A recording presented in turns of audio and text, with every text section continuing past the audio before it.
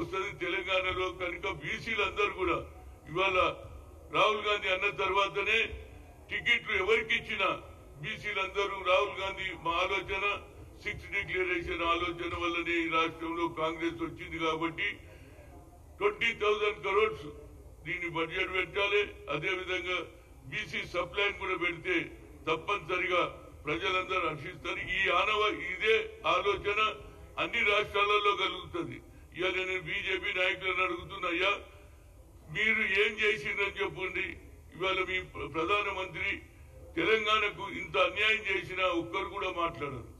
అదేవిధంగా రేపు జరగబోయే మరి ఈ రిజర్వేషన్ల వల్ల ఎస్సీ ఎస్టీలకు బీసీలకు అందరికీ కూడా న్యాయం జరుగుతుంది.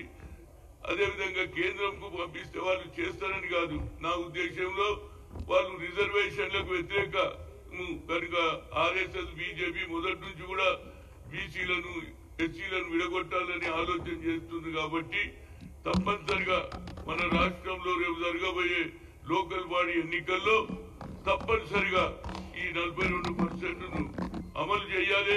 అదేవిధంగా కేటగరైజేషన్ కూడా మూడు విధాలు విజయించారు. వారికి సరి అయిన మాదిగ వాళ్లకు 9% అని 5% అని 1% అని ఉన్నది. ఆ ప్రకారంగానే రేపు లోకల్ బాడీలో కూడా టికెట్లు ఇవ్వాలని, అదేవిధంగా బీసీలకు ఇన్ని రోజుల తర్వాత స్వాతంత్రం వచ్చి 76 ఏళ్ల తర్వాత నిజమైన లాభం బీసీలకు కానీ ఎస్సీలకు కానీ ఎస్టీలకు కానీ మైనార్టీలకు న్యాయం జరుగుతుందని ఒక ఓబీసీ ఎంపీస్ కన్వీనర్ గా నేను ముఖ్యమంత్రిని కోరుతున్నా. తప్పనిసరిగా నాకు గ్యారెంటీ ఉన్నది, ఆయన ఇచ్చిన మాట తప్పనిసరిగా నిలబెట్టుకుంటాడు, అమలు కూడా చేస్తాడని నా ఉద్దేశం. రేపు లోకల్ బాడీ ఎన్నికల్లో తప్పనిసరిగా ఈ రేషియో ప్రకారంగానే టికెట్లు ఇవ్వాలి. ఇది పంచాయతీలో కానీ అదేవిధంగా మండలాల్లో కానీ జిల్లా పరిషత్లో కానీ న్యాయం జరగాలి. అందుగురించే ఇవాళ దేశంలో ఒక నాయకుడు ఇలాంటి ఆలోచన చేశాడు. నిజంగానే బీజేపీకి ఆలోచన ఉంటే అన్ని రాష్ట్రాలలో కులగన జరగాలని, దానికి మన రాష్ట్రంలో ఉన్న ఎంపీలు అదేవిధంగా కేంద్రంలో కూడా ఒత్తిడి తీసుకురావాలి. మన రాష్ట్ర బడ్జెట్ కూడా అదే ఆంధ్రకు అడిగిన వరాలు అన్ని ఇచ్చారు. ఇవాళ మేము మూసి ప్రక్షాళన చేయాలి, దానికి డబ్బులు అంటే ఒక పైసా ఇవ్వాలి అంటే ఏమన్నట్టు.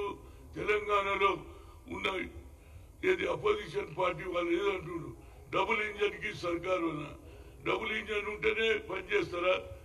ప్రజలు ఎన్నుకోబడినటువంటి ఏదైతే పార్టీలు ఉన్నాయో వారికి అన్యాయం చేయాలనే ఆలోచన మంచిది కాదని, ఇప్పటికన్నా రాహుల్ గాంధీకి ఏదైతే అర్బన్ నక్సల్ అనే దాన్ని ఖండిస్తున్నా.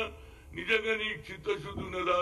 నువ్వు ఈ 10 ఏళ్లలో ఒక్క పని కూడా చేయలేదు. మీదికెళ్ళి అబద్ధాలు చెప్పి 25 కోట్ల మంది కట బిలో పావర్టీ నుంచి పైకి తెస్తా అంటున్నావు. ఇప్పటి వరకు ఎక్కడ లెక్కలు చూపించలే. ఎక్కడ పేదవాడు పైకి వచ్చిండో నాకైతే తెలియదు. అయితే ఓబీసీ ఎంపీస్ గా కన్వీనర్ గా ఏ డిపార్ట్మెంట్ లో ఎవరికి లాభం చేసిందని ఒక ఎంపీ చెప్పాడు, ఒక మంత్రి చెప్పాడు. కానీ ప్రధానమంత్రి 25 కోట్లు లెక్క చెప్పి గరీబీ హఠావన్ జరగలేదంటున్నారు. ఇందిరాగాంధీ గరీబీ హఠావన్ చేసింది, భూ సంస్కరణ అమలు చేసింది, దున్నేవాడికే భూమి ఇచ్చింది. అదేవిధంగా ఆయన మనవడు ఇందిరాగాంధీ మనవడైనటువంటి రాహుల్ గాంధీ కన్యాకుమారి నుంచి కశ్మీర్ తర్వాత ఈ కులగన జరగాలనే ఆలోచన, ఇది పెద్ద హిస్టారికల్ డిసిషన్. దాన్ని అమలు చేస్తున్నటువంటి రేవంత్ రెడ్డి గారికి హృదయపూర్వక ధన్యవాదాలు చెప్తూ, అదేవిధంగా 20,000 crores మాకు తెలంగాణకు కేటాయించాలని, అదేవిధంగా బీసీ సప్లైన్ పెట్టాలని కోరుతున్నా. ఇలాంటి భాష మాట్లాడడం మంచిది కాదు. కేవలం నిన్నటి వరకు ఏమన్నాడు, పాపులర్ స్కీమ్ కు ఒక డబ్బు ఇవ్వద్దు అన్నాడు.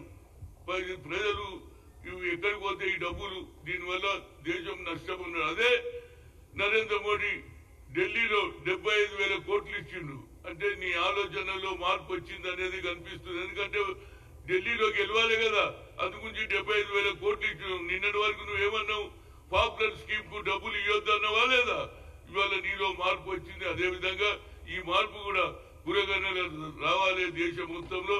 తప్పనిసరిగా ఆయన అపోజిషన్ లీడర్ గా పార్లమెంట్ ఉన్నాడు కాబట్టి యావత్ భారతదేశంలో ఓబీసీ ఎంపీస్ గా నాకు గుర్తింపు ఉంది కనుక అక్కడ ఆయన పార్లమెంట్ లో ఈ నిర్ణయం తీసుకుంటే దేశమంతా తిరిగి అన్ని రాష్ట్రాలు తిరిగి ఆయన తీసుకునే నిర్ణయానికి మద్దతు పలకడానికి ఒక ఓబీసీ ఎంపీగా లాయలిస్ట్ గా తప్పనిసరిగా నేను పనిచేస్తామని మీ ద్వారా చెప్తున్నా. ఏదైనా అడిగేది ఉంటే అడగండి.